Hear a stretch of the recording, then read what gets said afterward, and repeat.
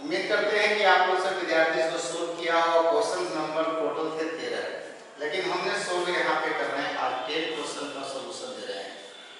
सभी विद्यार्थी यानी कि जान रहे हो कि बायोलॉजी का जो सिलेबस हम लोग का है, वह सिलेबस में फर्स्ट जो यूनिट है वह यूनिट है यानी कि लाइफ प्रोसेस, और life process first, life process second. तो लाइफ प्रोसेस फर्स्ट का ही हम कुछ क्वेश्चन लेकर के यहाँ पर चल रहे हैं, बात समझ रहे हो। अब लाइफ प्रोसेस फर्स्ट में बताया था कि आपका करीब करीब 4 क्वेश्चन आ जाता है, शामिल होता है, चैप्टर हो जाते हैं छोटे छोटे चैप्टर। जिसमें फर्स्ट चैप्टर था न्यूट्रिशन, याद होगा। दूसरा चैप्टर बताया था रेस्पिरेशन के बारे में, ये भी मालूम है।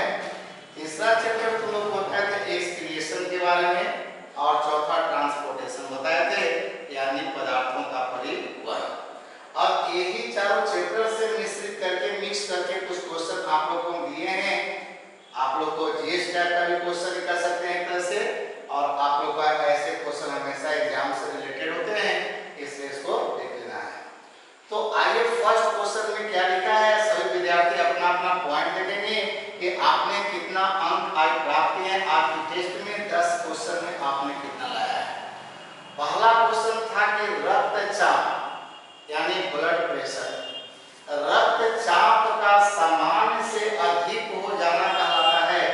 बोले सब लड़के, यानी ब्लड प्रेशर बताए थे जिसको स्फाइग्मोमैनोमीटर से मापा जाता है। तो डॉक्टर के पास आप जाते हैं तो स्फाइग्मोमैनोमीटर से दिखता है किसी व्यक्ति का बीपी चेक किया जाता है, ब्लड प्रेशर चेक करते हो।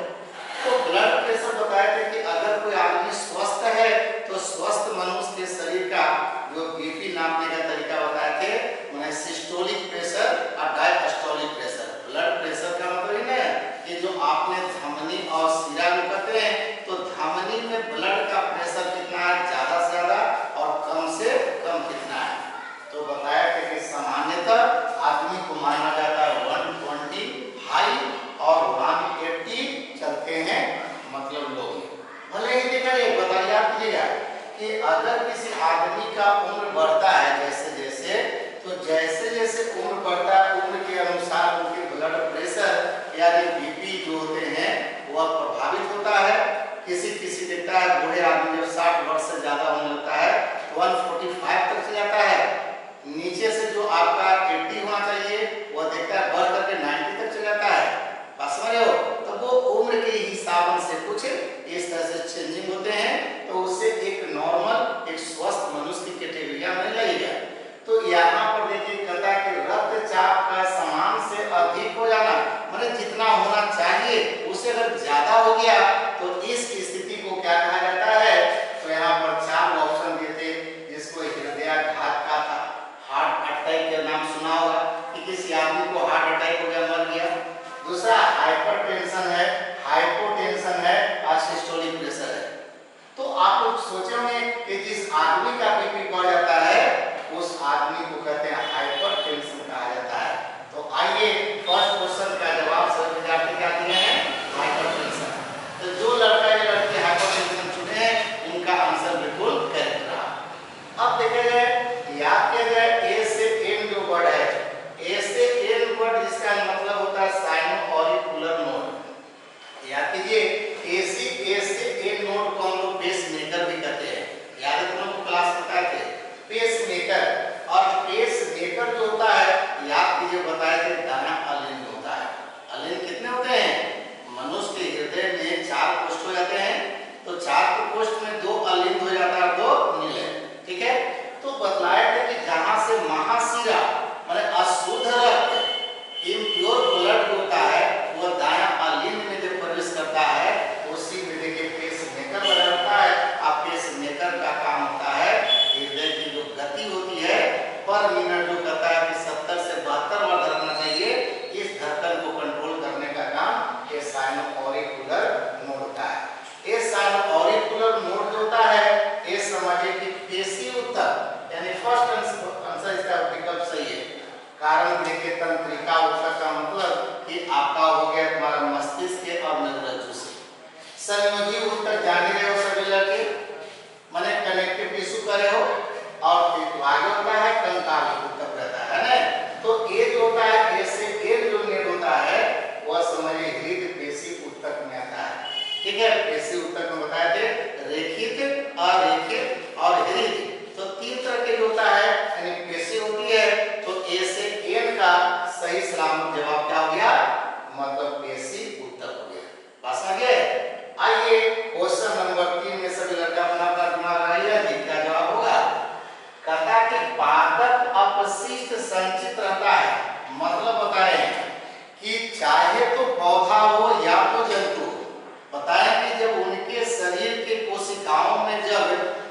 यानी उपापचय की क्रिया होती है तो उस उपापचय की क्रिया में दोनों तरह के पदार्थ तैयार होते हैं। जैसा कि तुम लोग को बताया करते हैं कि शरीर के अंदर चाहे मनुष्य का शरीर हो या किसी अन्य जंतु का शरीर हो या पौधों का शरीर हो, अगर उसमें उपापचय की क्रिया होती है तो उसमें दोनों तरह के पदार्थ बनते हैं, जिसमें एक उस जीव के लिए लाभदायक होता है और दूसरा हानिकारक होता है।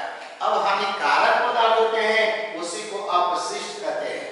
तो आप लोग को बताए थे कि जंतुओं की अपेक्षा पेड़ पौधों में उत्सर्जन की क्रिया कम होती है, क्योंकि उपापचय के द्वारा जो अपशिष्ट पदार्थ हानिकारक पदार्थ जो तैयार होता है उसको निकलने के लिए पेड़ पौधों में अंग विकसित नहीं होते हैं, इसलिए वह हानिकारक जो पदार्थ होता है वो उनकी पत्तियों में जाकर के जमा हो जाती है, कुछ में देखिए छाल में जमा हो जाता है, कोशिका के भीतर रिक्तिका होता है जो रिक्तिका में जाके जमा हो जाती है, यानी कि एक ही सालों भर देखिए उसमें जमा होते रहते हैं, यानी कि इसका ऑप्शन हो गया आपका बी हो गया, यानी सही जवाब सही है।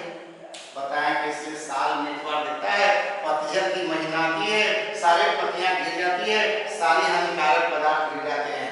किसी किसी प्लांट को देखा होगा कि साल में एक बार छाल उसका गिर जाता है तो छाल के साथ उसका उत्सर्जित पदार्थ भी निकल जाता है। बस समझ हो रहा है? तो यहाँ पर देखिए वाई मैंने कोई भी ऑब्जेक्टिव क्वेश्चन का ऑप्शन हम चुनते हैं तो अंदाजिफिकेशन नहीं होना चाहिए, बल्कि उसमें हकीकत क्या हो कि चारों ऑप्शन पर ध्यान देना चाहिए और चारों ऑप्शन में सटीक क्या हो सकता है वही आपके लिए टारगेट होना होगा। अब देखिए कहता है क्वेश्चन नंबर 4, कहता है कि मानव शरीर में सबसे बड़ा ग्रंथि होता है। बताए हैं कि मनुष्य के शरीर में दो तरह की ग्रंथियां होती है, एक होते हैं अंतःस्रावी ग्रंथि और दूसरा होता है बहिर्स्रावी ग्रंथि, ये सभी लोग जानते हैं। तो अंतःस्रावी ग्रंथि जिसको से हम लोग बताएं कि हार्मोन निकलता है, क्या निकालते हैं? हार्मोन निकालते हैं, और बहिर्स्रावी ग्रंथि से देखिए एंजाइम निकालते हैं, ठीक है। तो अब यहाँ पर देखिए बताओ कहता है कि सबसे बड़ा ग्रंथि, और जो ऑप्शन दिया है ये सभी बहिर्स्रावी ग्रंथि के एग्जांपल है ना। तो यहाँ पर देखिए यानी अग्नाशय ग्रंथि बताए हैं, याद और पाचन तंत्र का फिगर बनाए थे, अग्नाशय ग्रंथि है। दूसरा लीवर जिसको कहता है यकृत, फिर देखिए अमाशय के अंदर में जठर ग्रंथि था। तो यहाँ पर चारों पर बारी बारी से ध्यान दिया जाए तो इसमें सबसे बड़ा जो होता है वह होता है यकृत, जिसको कहते हैं मतलब लीवर। सुना करता है कभी कभी किसी के आदमी का लीवर बढ़ जाता है, तो लीवर बढ़ गया, लीवर में कुछ आ जाती है तो लीवर ही समझिए सबसे बड़ा ग्रंथि माना जाता है। अब देखा जाए पांचवा क्वेश्चन कहता है कवक यानी फंक्स। तो कहता है बताया दोनों के पोषण, पहला चैप्टर जो बताया था न्यूट्रिशन, उस न्यूट्रिशन में पोषण के बारे में बताए थे कि सबसे पहले पोषण को बांट दिया था दो भाग में, तो एक था स्वपोषण, दूसरा था परपोषण, यानी एक था बताओ ऑटोट्रॉफ्स और दूसरा था हेटेरोट्रॉफ्स। अब स्वपोषण में बताया थे कि वही एग्जांपल आते हैं जिनकी कोशिकाओं में क्लोरोफिल होता है, जो फोटोसिंथेसिस प्रकाश संश्लेषण की क्रिया करके भोजन बना सकता है। लेकिन कवक के बारे में आता है, फंक्स के बारे में देखिए जिनके है तो ये भी एक प्रकार के प्लांट्स, कवक भी एक प्रकार का प्लांट से पौधा है, लेकिन इनकी कोशिकाओं में क्लोरोफिल नहीं पाया जाता है, इसलिए कवक में पोषण स्वपोषी तो नहीं होगा। आप लोग को पता है कि जब कोई जीव जंतु मर जाता है तो मरने के बाद उसका शरीर का जो विखंडन करता है, तोड़ता है, वह तोड़ने का काम करता है कवक और बैक्टीरिया। तो यानी मरे हुए जीव जंतुओं के शरीर से घुलित अवस्था में भोजन प्राप्त करने वाला वह जीव होता है कवक और बैक्टीरिया। तो कवक के बारे में पूछा था किस प्रकार की पोषण होती है, इसका आंसर हो जाएगा बी, जिसको मृत जीवी कहते हैं, माने मरे हुए जीव जंतुओं को खाता है, लेकिन खाता है नहीं बल्कि घुलित अवस्था में चूसता है। कारण कि कवक ऐसी पौधा है जिसमें जड़, तना, पत्ती कुछ नहीं है। जैसे फफूंद का देखा होगा, राइजोपस देखा होगा, म्यूकर देखा होगा, ये सब कवक का एग्जांपल में आता है। इष्ट देखिए सुनने होंगे नाम। तो अब इसी तरह से कहता है छठा क्वेश्चन है कि लैटेक्स प्रायः पाया जाता है। भाई लेटेक्स, लेटेक्स क्या होती है? तो लेटेक्स का मतलब समझिए सभी विद्यार्थी, लेटेक्स एक प्रकार का वनस्पति दूध होता है। बहुत सारे पेड़ पौधा देखा हो तो गांव में कि अगर उसके छाल पर चोट मारते हो या उनमें से पत्तियां तोड़ते हो तो वहां से उजला दूध जैसा द्रव निकलता है। तो दूध जैसा जो द्रव निकलता है उसी को कहते हैं लेटेक्स। याद रखिएगा। तो कहता है कि लेटेक्स जो है एक प्रकार की पादप उत्सर्जी पदार्थ है। कैसा पदार्थ है? पादप उत्सर्जी पदार्थ है। तो कहता है कि लेटेक्स आखिर पाया जाता है किसमें? यहाँ ऑप्शन आपके लिए 4 है। तो पीपल का पेड़ रिसर्वर का देखा होगा, बताओ बरगद जिसको बर कहते हैं वो भी देखा होगा, आकवन भी आप लोग देखे होंगे, पीला देखिए कनेर होता है। तो ये सब से क्या होते हैं कि आपका दूध जैसा द्रव निकलता है जिसको हम लोग कह रहे हैं लेटेक्स। तो इसका मतलब है कि लेटेक्स पाया जाता है। एग्जाम्पल जो दिया गया है इस सर्व में पाया जाता है, यानी आपका ऑप्शन हो गया डी। अंडरस्टैंड? बच्चे समझ रहे सभी लोग? अब देखा जाए क्वेश्चन नंबर 7 पे आ जाइए। आपको कहता है कि निम्न में से कौन वसा को वसा अम्ल एवं ग्लिसरॉल में बदल देता है? ये भी फर्स्ट चैप्टर से क्वेश्चन आता है, यानी क्वेश्चन से मैंने बताया था कि भोजन की पाचन कैसे होती है, कौन सी ग्रंथि से कौन सा एंजाइम निकलता है और उसका क्या काम होता है। तो याद कीजिए वसा को तोड़ने वाला यानी एंजाइम पूछ रहा है। तो या तो अग्नाश है, अग्नाशय से बताया था कि 3 एंजाइम निकलती है, करते तो बहुत सारे लेकिन मेनली हम लोग स्टडी करना थी जिसमें बताया था तुम लोग का एक का नाम होता है ट्रिप्सिन, एक का नाम होता है एमाइलेज और एक का नाम होता है लाइपेज।